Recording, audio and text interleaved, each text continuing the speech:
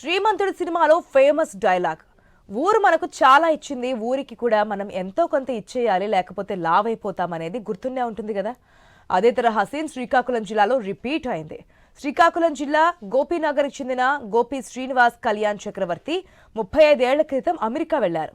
గ్రామానికి తిరిగి వచ్చిన గోపి శ్రీనివాస్ తన పేరుతో ఉన్న గ్రామానికి ఏదో చేయాలనుకున్నారు.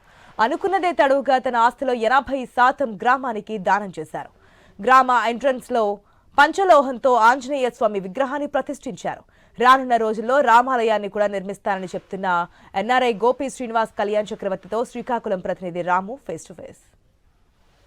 కన్నతల్లిని ఎవరూ మర్చిపోరు. పుట్టిన ఊరు కోసం ఎంతైనా చేయడానికి ఎంతో మంది ఉంటారు. కానీ పుట్టిన ఊరు కోసం తన యావదాస్తినే రాసిచ్చి, అంతేకాకుండా ఒక పంచలోహంతో ఆంజనేయ స్వామి విగ్రహాన్ని కూడా కట్టారు గోపి కళ్యాణ్ శ్రీనివాస్ చక్రవర్తి గారు. సార్ నమస్తే సార్.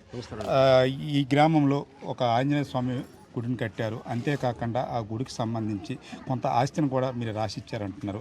అసలు ఈ గుడి కట్టడం వెనక మీ ఆంతర్యం ఏమిటి? అసలు మీరు ఎక్కడి నుంచి వచ్చారు, ఎక్కడ స్థిరపడ్డారు? నేను ఇక్కడి నుంచే వచ్చాను, ఇక్కడే స్థిరపడదాం అనుకుంటున్నాను. ప్రయాణం ఇక్కడే మొదలైంది, అమెరికా వెళ్ళింది. అమెరికాలో ఇన్ని సంవత్సరాలు ఉండి ఇప్పుడు వచ్చి ఈ ఊరికి ఏదో ఒకటి చేద్దామని అనుకుని దానికి శ్రీకారం అభయాంజనేయ స్వామితో స్టార్ట్ చేశాం. ఈ గుడికి సంబంధించి ఈరోజే గుడికి సంబంధించి ప్రతిష్ఠ కూడా జరిగింది. ఇందులో మీ ఆస్తికి సంబంధించి కొంత భాగాన్ని గుడికి కూడా రాసిచ్చారంటున్నది అది వాస్తవమే? మా నాన్నగారి నుంచి నాకు సంక్రమించిన ఆస్తిలో 80% ఈ ఊరికి రాశా, 20% నేను వచ్చినప్పుడు ఉండడానికి, నా తదనంతరం అది కూడా ఊరికే చెందుతుంది. దానికి ఒక కమిటీ ఫార్మ్ చేస్తున్నాం. ఆ కమిటీకి హెడ్గా నేను ఉంటాను.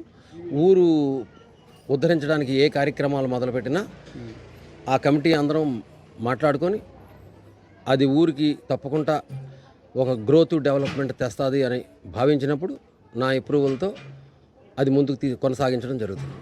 మీరు వాస్తవంగా అయితే ఎక్కడ ఉంటున్నారు సార్? మీరు ఇక్కడే మా ఇల్లు ఉంది. మీరు సెటిల్డ్ ఎక్కడ? Atlanta, Georgia. ఎవెండేల్ ఎస్టేట్ అని ఉంటుంది అక్కడ. అది జార్జియా అనే స్టేట్లో ఎవెండేల్ ఎస్టేట్ అన్నది సిటీ, అమెరికాలో. మీ పుట్టిన ఊరికి ఇంత చేయాలని మీకు ఎందుకు అనిపించింది? మీరు ఎన్ని సంవత్సరాల తర్వాత ఈ గ్రామానికి వచ్చారు? నేను 25 సంవత్సరాల తర్వాత గ్రామానికి వచ్చాను. 2000లో యూఎస్ వెళ్ళాను. అంతవరకు చదువు, సివిల్స్ ప్రిపేర్ అయ్యాను. ఐఏఎస్ ఇంటర్వ్యూ వరకు వెళ్ళాను. ఆ తర్వాత రాకపోతే యూఎస్ వెళ్ళాను.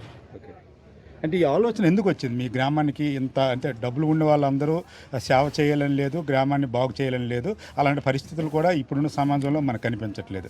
కానీ మీకు స్పెసిఫిక్గా ఈ ఆలోచన ఎందుకు? మీకు అసలు ఏంటి అసలు మోటో? అంటే కొంతమంది చాలామంది చేస్తారండి సేవ. కొంతమంది తక్కువ లెవెల్లో చేస్తారు, పెద్ద లెవెల్లో చేస్తారు. రకరకాల లెవెల్లో ఏదో ఒక సేవ, ప్రతి మానవుడు ఏదో ఒక సేవ చేస్తుంటాడు. కొంచెం పెద్ద లెవెల్లో చేసినప్పుడు ఇలా బయటకు వస్తుంది, చిన్న లెవెల్లో చేస్తున్నప్పుడు బయటికి రాదు. కానీ ఈ సేవ, ఇది సేవ కాదు, ఇది నా ధర్మం, నా కర్తవ్యం. ఎందుకంటే ఇది నా ఊరు, నా ప్రజలు. అలాగంటే నేను ఈ ఊరికి రాజని కాదు. వాళ్ళు వల్ల నేను, నా వల్ల వాళ్ళు, మేము వాళ్ళు ఒకటే.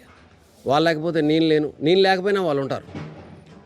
ఇప్పుడు మన సీఎం గారు కానీ, పిఎం గారు కానీ ప్రపంచ దేశాల నుంచి ఇండస్ట్రియలిస్ట్ని తీసుకొచ్చి ఇక్కడ పెట్టండి, అక్కడ పెట్టండి అని వాళ్ళని పిలిస్తే వాళ్ళు వచ్చి పెడుతున్నారు.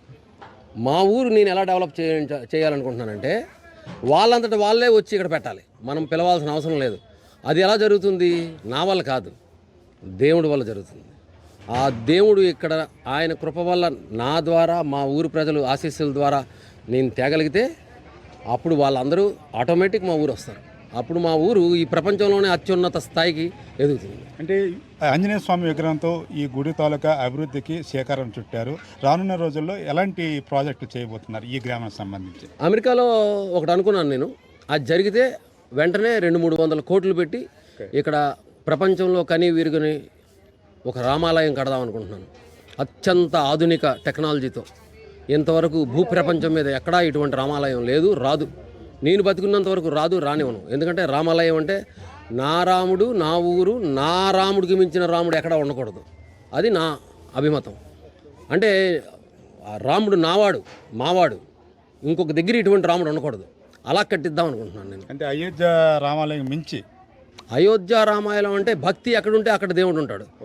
చక్రి సర్వోపగతుండి ఇందు వెతికినా అందందు గలడన్నట్టు ఇక్కడ మేము మా ఊరి ప్రజలు చూపించిన ఆ భక్తి రాముడు ఇక్కడే ఉండిపోతాడు.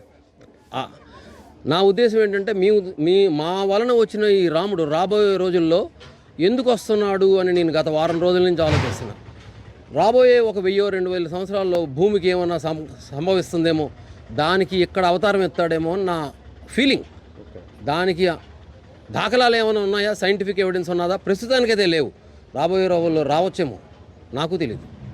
నేను బతికుండగా రావచ్చు, తర్వాత కూడా రావచ్చు. కానీ నా తర్వాత తరం వాళ్ళు అది తప్పకుండా తెలుసుకుంటారని నేను ఆలోచిస్తున్నాను. ఆంజనేయుడిని స్వీకారం చుట్టినందువల్ల నెక్స్ట్ ప్రాజెక్ట్కి రాముడు ఆంజనేయుడు గుండెల్లో ఉంటాడు, నేను ఆంజనేయుడు పాదాల దగ్గర ఉంటాను. ఆంజనేయుడు గురువు సూర్యుడు, ఈ భూప్రపంచం అంతా వెలుగు నింపేవాడు. ఆ ఆంజనేయుడు గురువైన సూర్యుడు తాలూకా తేజోమయం ఆంజనేయుడు పాదాల దగ్గర ఉన్న నా మీద ఆంజనేయ స్వామి వల్ల నాకు పడితే ఇక్కడ రామాలయం ఎంత ఫాస్ట్గా వస్తుందా అన్నది మానవుడికి ఊహకందని విషయం. అది నా అభిమతం. ఇది అమెరికాలో సెటిల్ అయ్యి తన పుట్టిన ఊరి కోసం ఏదో చెయ్యాలని 24 సంవత్సరాల తర్వాత గ్రామానికి వచ్చారు. అయితే వచ్చిన తర్వాత అభయంజ స్వామి ఆలయంతో ప్రారంభించారు. రానున్న రోజుల్లో కూడా ఈ గోపీనగర్లో 200 కోట్లతో రామాలయం కూడా చేపడతాను, అది దేశంలోనే ప్రపంచంలోనే అతి ప్రతిష్టాత్మకంగా నిర్మించబోతున్నానని కూడా చెప్తున్న పరిస్థితి కనిపిస్తుంది. ఏదైనప్పుడు కూడా ఉన్న ఊరిని కన్న ఊరిని మాత్రం ఎవరో మర్చిపోవలసిన పరిస్థితి ఉండదు. ఎందుకంటే మనకి ఆదర్శంగా అయితే ఈయన ఇప్పుడు నిలుస్తున్న పరిస్థితి అయితే కనిపిస్తుంది. ఏదైనప్పుడు కూడా ఊరు కోసం తన వంతు తనకు తోచింది ప్రతి ఒక్కరు కూడా చేయాలని మనం కూడా కోరుకుందాం. Over to studio.